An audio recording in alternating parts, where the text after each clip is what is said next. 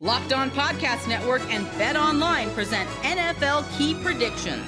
The local team experts of Locked On NFL give you the inside knowledge on the biggest games of the week and betting advice from the field's leading experts. You are Locked On NFL Key Predictions.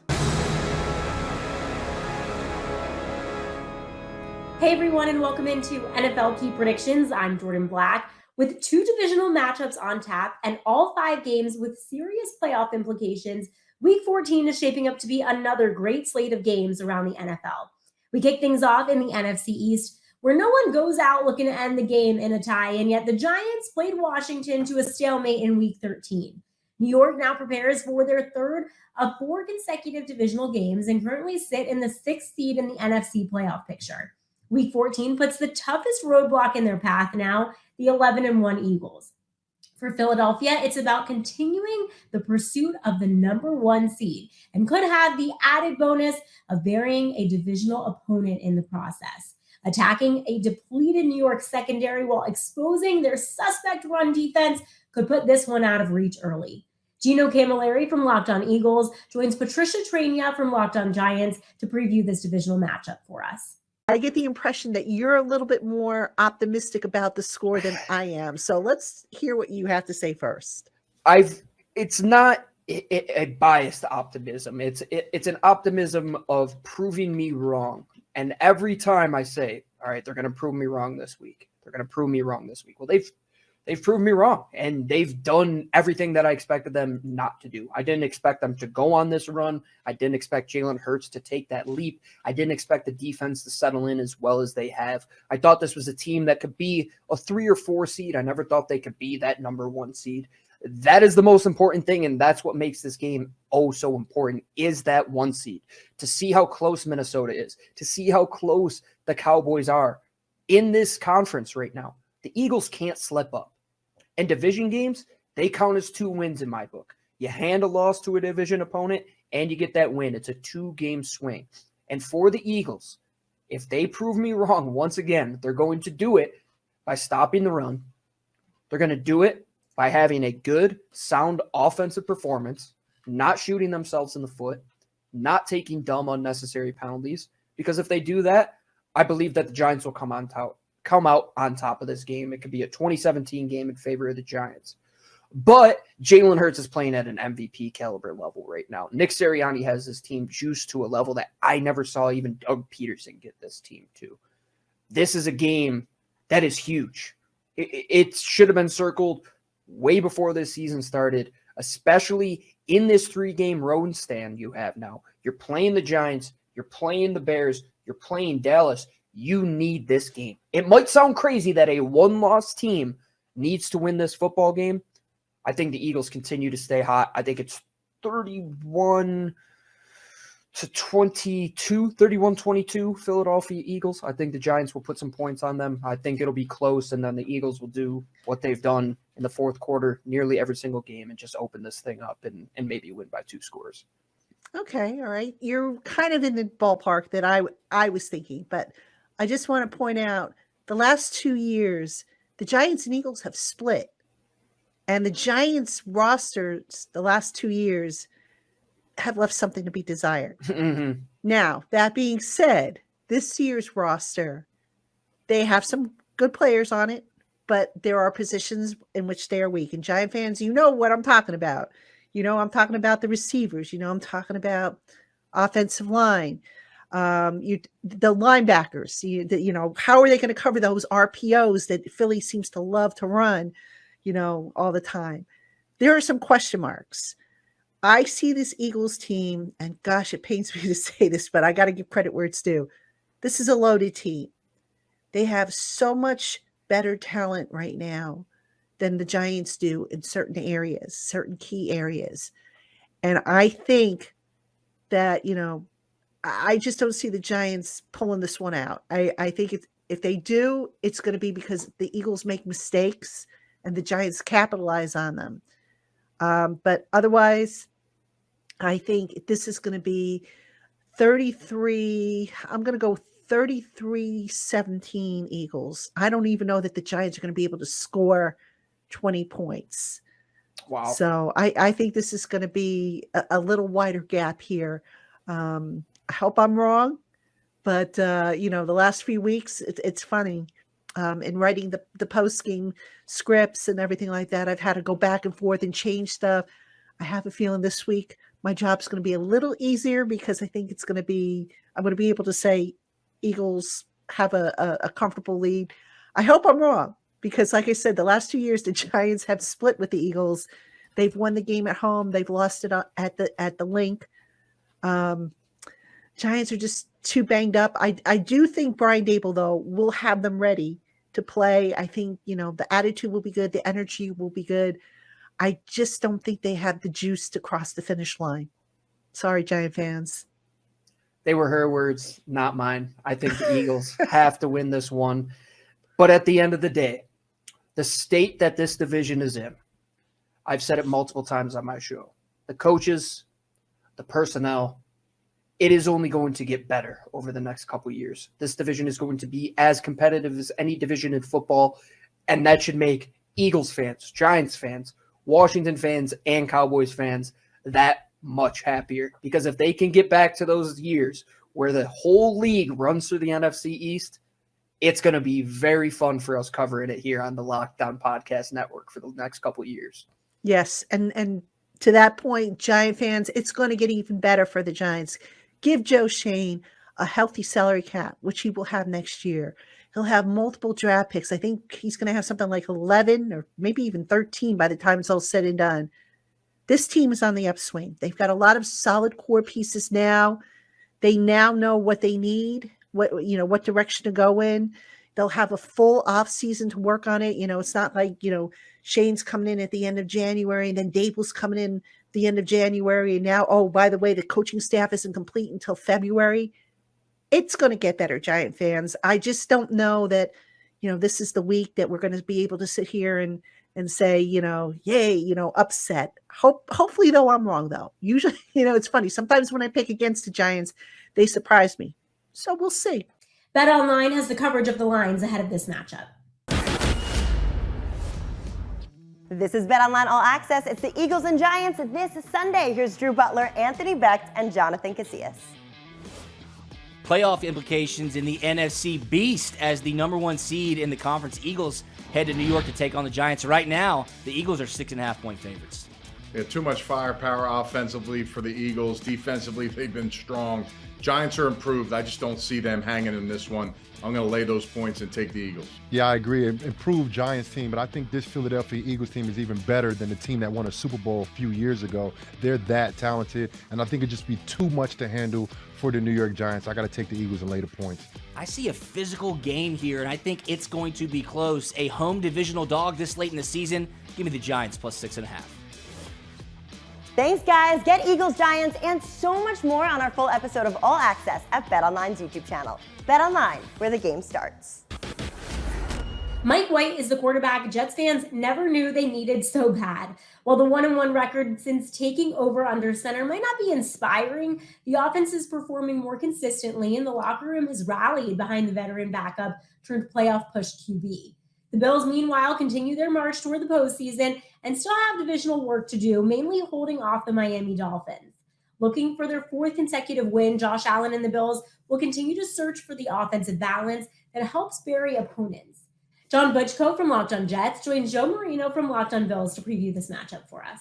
This is your opportunity, John. You're going to predict the Jets to sweep the Bills in the year 2022. The floor is yours, sir. Well, I don't think I can because I picked the Bills to win the first game and the Jets won. So, and that's going to be my excuse because every time I pick against the Jets, I think people get mad at me. And, fortunately, the Jets have been good this year. In the past, Joe, I've always had to pick against the Jets because they've been so bad that it's just been impossible to pick them most weeks.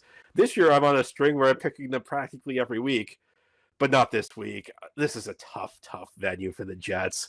This is an excellent Bills team. They're a tough team to beat once. I mean, I'm impressed that the Jets were able to do it the first time, but now they got to go up to Buffalo.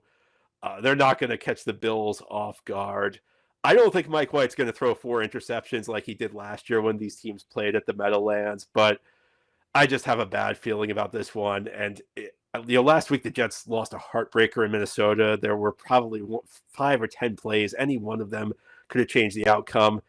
And it was a frustrating loss, but it was a frustrating loss in part because you knew the Jets were going to have to come here. And banking that win against Minnesota would have been really important. I think the Jets will play a competitive game. I'm not expecting them to be completely blown out. I think this defense will keep them in the game. But like I said earlier, most weeks the Jets will just need Mike White to go out there, play efficient football. They won't need a ton of playmaking out of their quarterback. They'll just need him to execute the offense. I think they need something more than that this week. And I'm not sure. And I like Mike White. He's he's really surprised me. I was not expecting him to play as well as he's played. And I think there will be better days ahead for Mike White. But this is a tough defense. This is a tough matchup. You know that Buffalo offense is angry after what happened in the first game. And the Jets defense should hold their own. But I'm taking the Bills in this one 23-17. You want to talk about heartbreakers against Minnesota, John? Oh, yeah, that's true. I didn't mean to do that, Joe. I'll be honest with you. I think what are the Vikings? Are they 9-2 or something like that? I'm pretty sure they've delivered 9 heartbreakers, but I don't think anything can top that Bills game, man. That was something else. I see it a lot like you do, John. I do. I think the Bills win this game. I have my score prediction as 27-20. There's certainly all the buzzy things that we can say about beating a team twice and going into Buffalo to do it. Seems like a tall order. And I think the Jets are positioned the best they can right now with Mike White at quarterback, with that strong defense and how he's unlocking the skill players. And I think that's really, really helpful. But I think that Matt Milano and Jordan Poyer make up the difference for the Bills on defense, especially with, the Jets wanting to rely a lot on yards after catch and in getting the ball in the hands of those playmakers. Those are really good space players that the Bills didn't have last time around, and really led to some sizable chunk gains after contact because, look, Jaquan Johnson couldn't make tackles in space. I think that'll be a lot better this time around. And I think that Josh Allen is out of his little turnover issue that he was having with kind of that second half against Green Bay into the Jets game. And then of course, Minnesota, where he's playing a lot more confident. And I think that things have normalized more for the Bills on offense, and they're going to be back home. The Bills haven't played at home a lot at all this year. Not only is it one of those years that you have, the Jets are in the same boat. We only have 8 home games and 9 road games, but you lost one of your home games to go play in Detroit, and your schedule is already road heavy to start. And so I think the Bills are going to be really happy to be back at home for this ball game. They got extra time to prepare as well. They played last on Thursday night. I think that will help them as well with the rest advantage playing at home. The Jets, I don't think it ends the season. My buddy Chris Schubert, he's a Jets fan. He's a producer of Draft Dudes with me, and he feels like they have to win this game. Like it's an absolute must win for the Jets. I'd say, well, you got Detroit, Jacksonville, and Seattle coming up with Miami and week.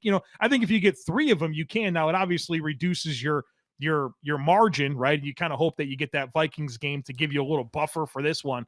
But I think the Jets, it's all right there out in front of them, even if they don't get this game. But I mean, the Bills are favored by almost 10 points in this ball game. I don't think the Jets go in to Orchard Park and win, but they're going to play the game, and we'll find out, because I didn't think the Jets would win the first time around, and Zach Wilson went out and did all the things I said he couldn't do, and they won the ball game. So it's going to be a good competitive ball game, but I have the Bills coming out on top 27-20. All right. So there it is. We did the storylines. We did the matchups. We did the predictions. We did the thing here, John. We did all the stuff we were supposed to do on Crossover Thursday. Look, maybe we'll do it again. Maybe there's a little January matchup between these two teams. So maybe there's a third Bills-Jets crossover discussion coming to everyone later this year. But both teams in good spot here to go on a run and get to the postseason. And I think that would make both fan bases quite happy. But only one will be happy at the end of the day on Sunday. And BetOnline has the coverage of the lines ahead of this matchup.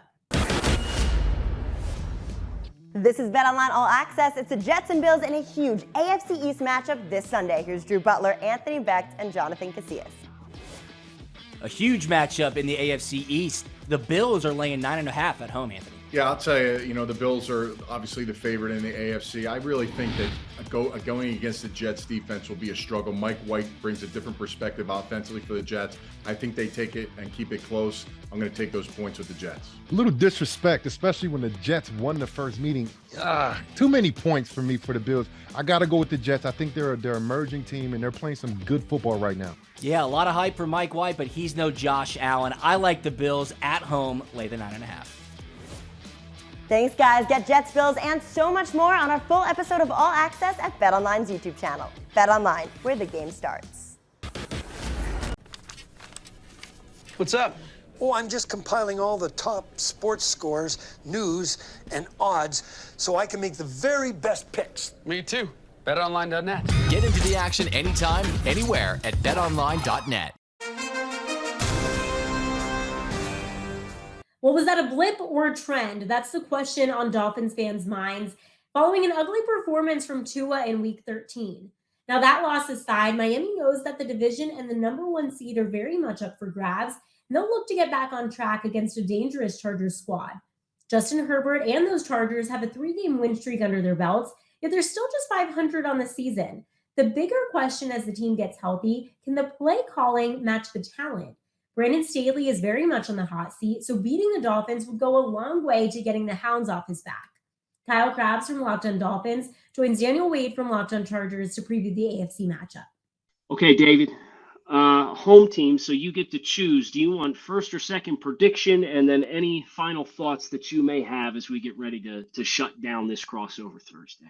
Yeah, I mean, I'll go first just because this is a home game for the Chargers. A game that got flexed into Sunday Night Football. There, I think this is it's going to be 7 primetime games. I don't know. They'll probably get flexed out against the Colts later on in the season. But if it stands right now, I mean, it's 7 primetime games for the Chargers. And can they get a win? I mean, that's the big thing. It's obviously extremely important to them. They have to win either one of these next 2 games against the Dolphins or against the Titans to really put themselves in any kind of position to win.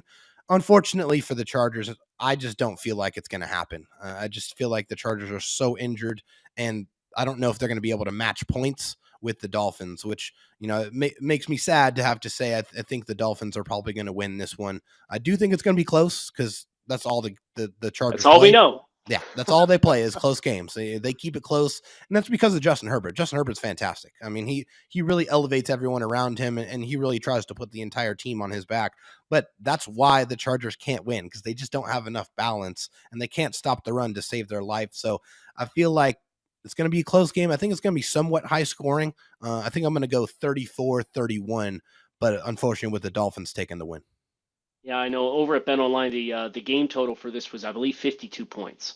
And the safest thing I can tell you is smash the over of 52 points in this game.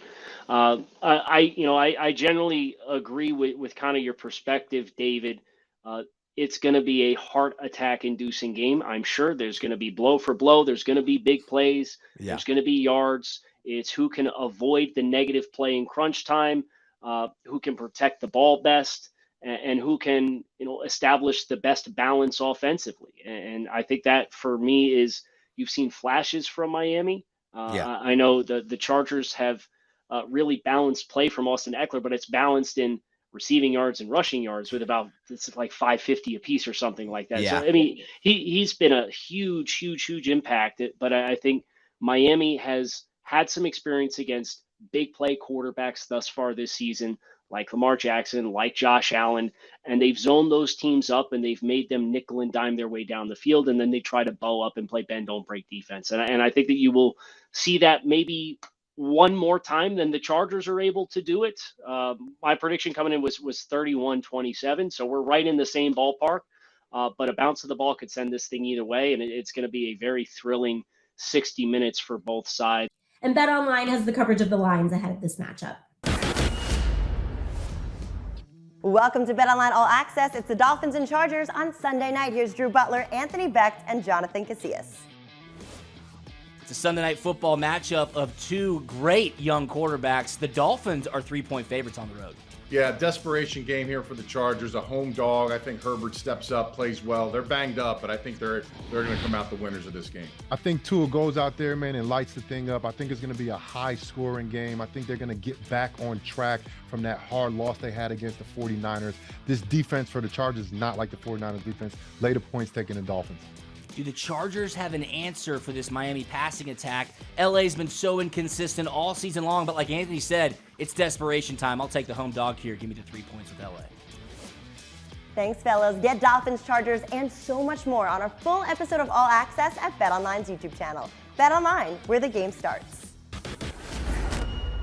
Tampa Bay remains atop the NFC South after a last-second win over the Saints in Week 13. Now, although many question just how far the Tom Brady-led Bucs can go in the postseason, they at least seem poised for another playoff appearance. Meanwhile, the 49ers will turn to their third quarterback of the season as Brock Purdy will look to steady the ship and allow the defense to lead the way. David Harrison from Locked on Bucs joins Brian Peacock from Locked on 49ers to look at this coast-to-coast bout. One of the reasons I'm sure that the Buccaneers throw the ball short is because of what's going on with the offensive line. That happens to be the strength of the 49ers defense, is that defensive line. I just mentioned Nick Bosa. He had 3 sacks last week. He's playing at a super high level.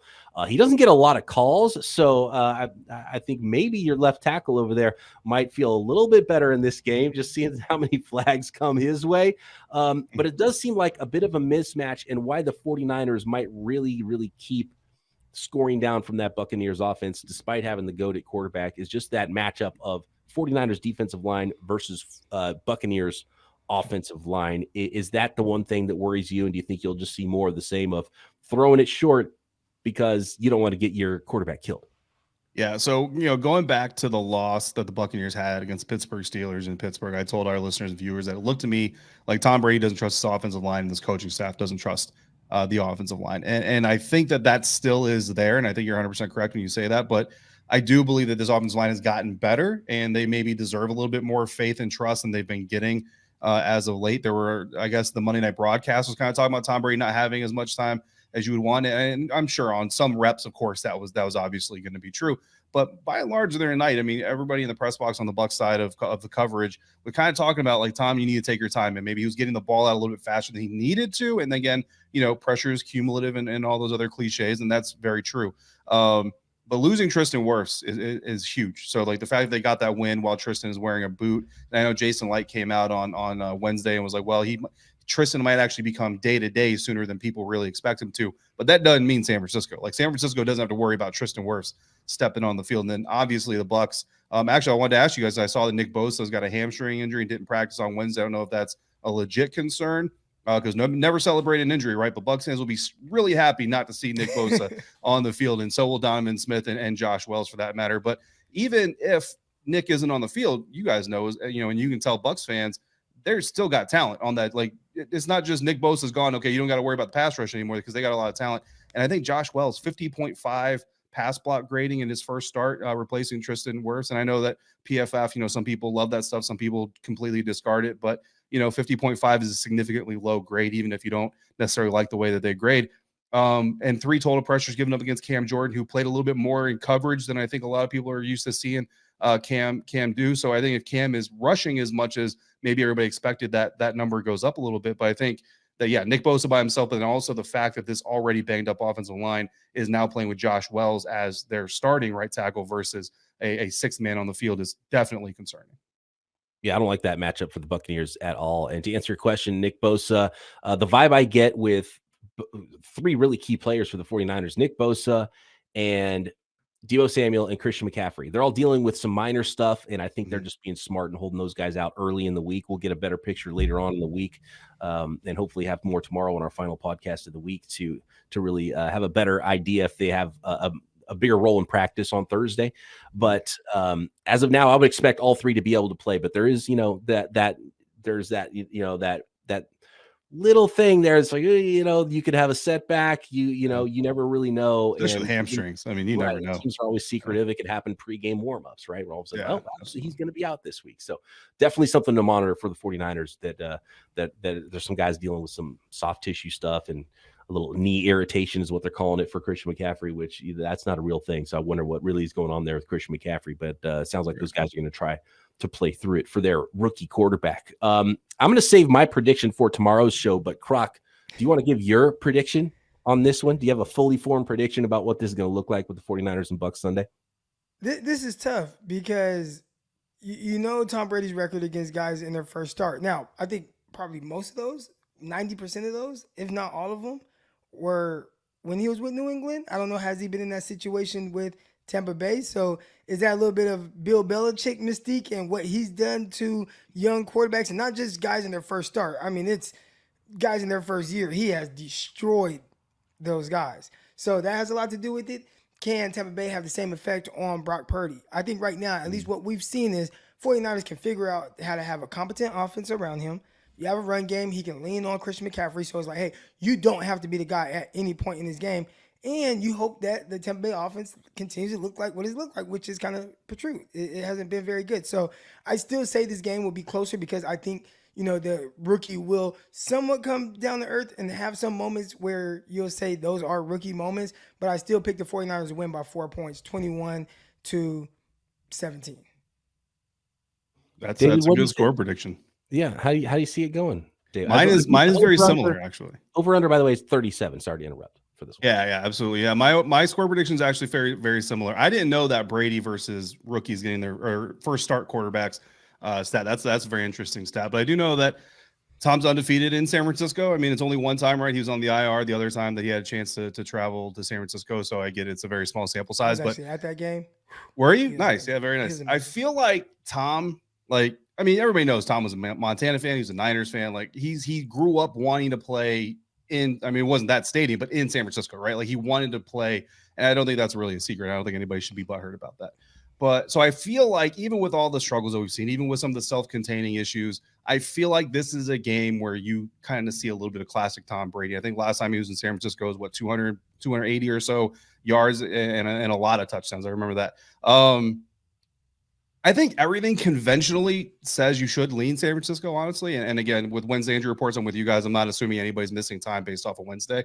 So if Nick's there, Debo's there, Christian's there, especially Christian or Kittle against Devin White, which I think Kyle Shanahan's going to try to exploit as much as he can.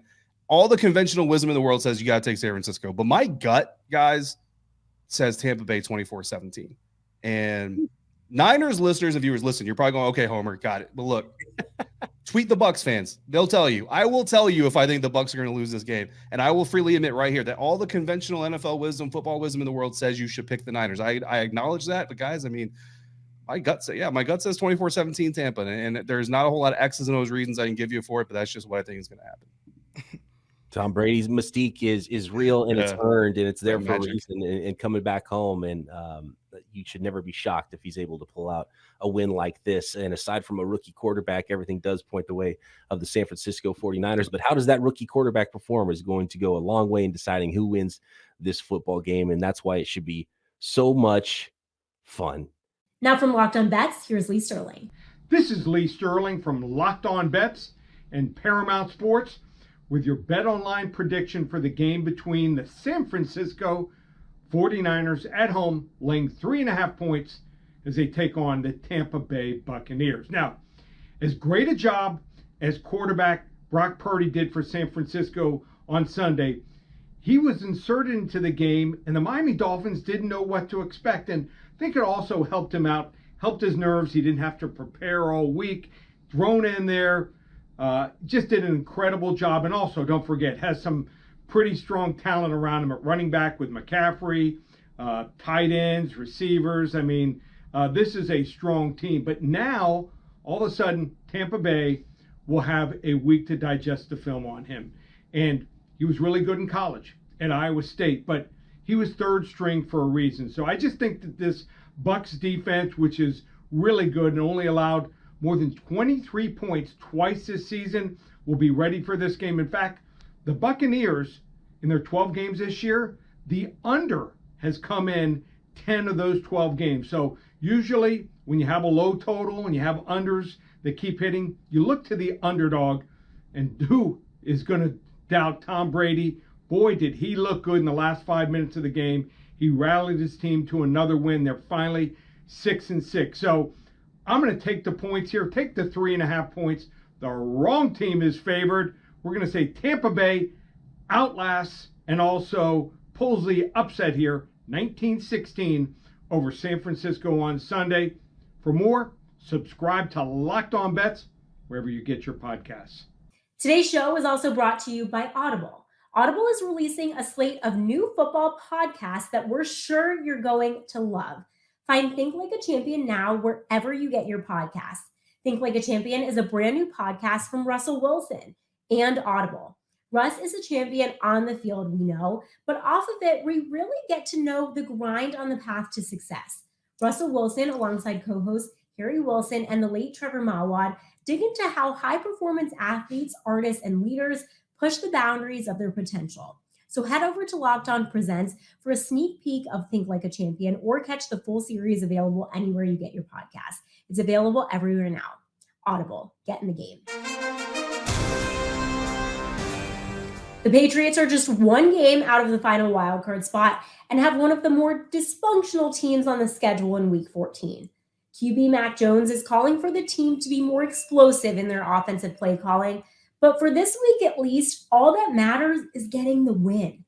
For Arizona, if you have a question, they certainly do not have the answer. Will the head coach be fired? Is Kyler Murray still a franchise QB? Does anyone still want to play this season?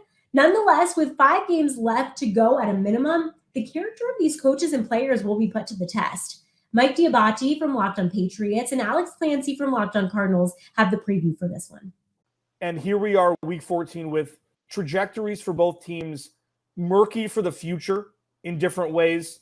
A little bit clearer path for the Patriots in 2022 because they still are an arm's reach away from a playoff spot. But we're here now with two organizations that have had a completely different 20-year journeys over the last 20 years. And the Patriots are starting to show some sort of vulnerability for the first time in a long time. And the Cardinals, if they want to win, will need to exploit the Patriots roster by being less talented than the Cardinals roster. That's just a dictionary definition of talent. And I believe that the Cardinals have more talent on their roster than the Patriots do. And I don't think that's far-fetched to think, right?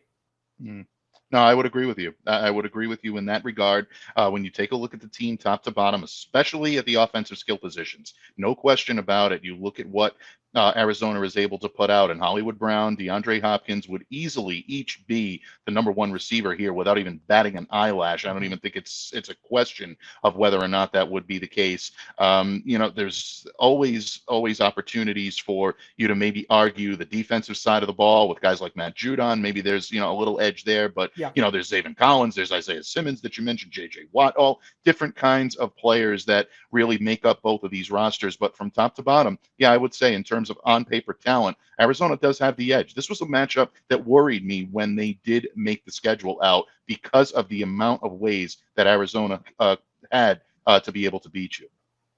Yeah, and I thought about it a little bit different way when I saw the schedule come out. I was like, that's going to be a mental test for the Cardinals. Doesn't matter what the record is.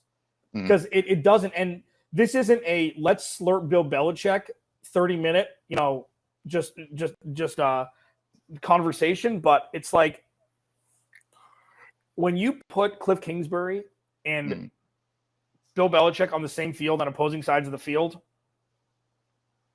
I mean, first of all, obviously there's no comparison. And also his ability to scheme better than, again, one of the best defensive coaches, we've ever seen doing it. It placates the offensive skill position, gap between the two. And that's it's the great equalizer is what I should say. Bill Belichick is a great equalizer in any sort of situation. Now, having said that, this team could definitely use a Josh McDaniels. Tell you what, because the player that worries me the most on both sides of the field is Ramondre Stevenson. I wanted the Cardinals to draft Ramondre Stevenson. I thought Ramondre Stevenson was going to be exactly what we're seeing him become in the second half of last season through this year. Because he start at Ohio State and then go to Oklahoma? I know Trey Sermon did. I think he played a couple different years, and then he had his blowout year, his last year there. Yeah. People started to realize who he was. I'm like, even if they have Damian Harris, they drafted him. I'm like, this dude's going to be the RB1. Yeah. He's got the skill set, and they're unlocking his pass-catching ability now, and he could be an absolute terror if they have any sort of wide receivers to keep the defense honest and not stack 8 in the box and just spy on Ramondre Stevenson. let me ask you, is Ramondre Stevenson as good as advertised? I believe so.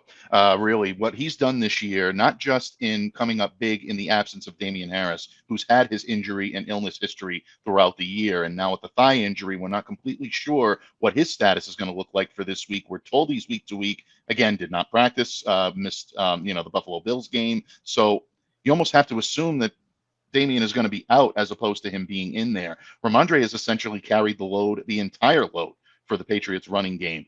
The only relief that he gets, and he hardly got any relief last Thursday night, played all but one offensive snap for the Patriots, and a running back, very unusual for a running back to get that many carries, that many opportunities, and that many snaps. But he can only be spelled by a pair of rookies, Pierre Strong and Kevin Harris, both guys that can really make contributions to this team. But again, rookies, very green, very difficult to get any type of meaningful production out of them.